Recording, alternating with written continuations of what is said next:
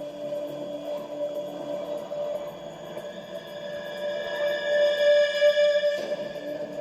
mouvements du canon avant sont asservis à ceux de sa tête. Comme si l'arme était le prolongement de ses yeux. Le canon suit automatiquement les mouvements de la tête du pilote pour pouvoir engager le combat en une fraction de seconde.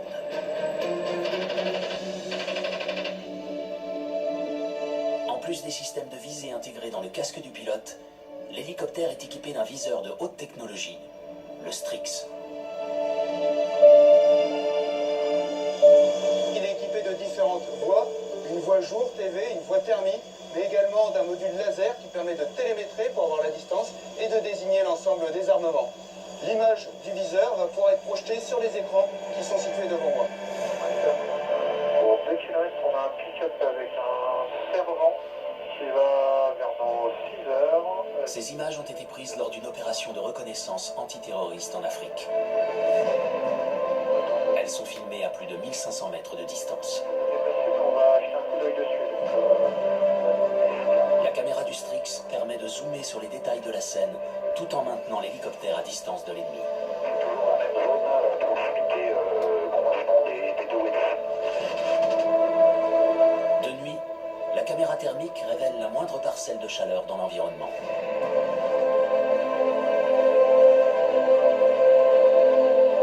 Les commandants de bord et les pilotes ont en tête des images, qu'on appelle des banques d'images.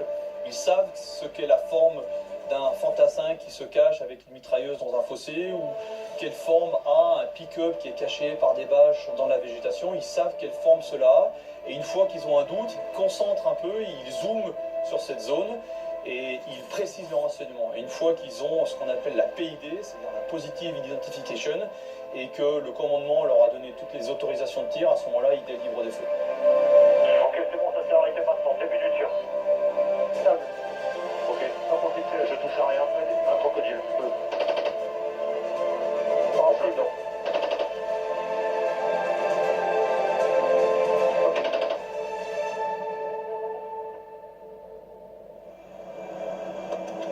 Au sein de l'équipage Tigre, c'est le chef de bord installé en place arrière qui dirige la mission. Aussi appelé gunner, c'est lui qui gère tout le système d'armes de l'hélicoptère.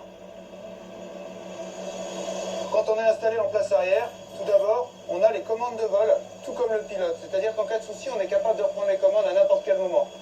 En plus de ça, on a devant vous des écrans qui nous donnent toutes les informations de vol, en plus de la recopie qu'on a dans le casque. Ça, c'est le pilotage de base.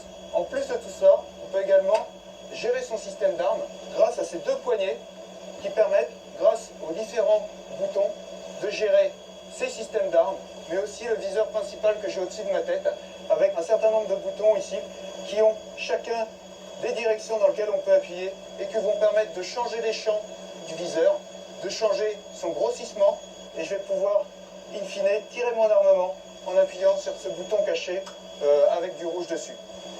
Pour tout ce qui est sélection d'armement, on a un autre boîtier ici, avec un certain nombre de boutons, qui va nous permettre de choisir l'armement d'une part, mais également de paramétrer cet armement.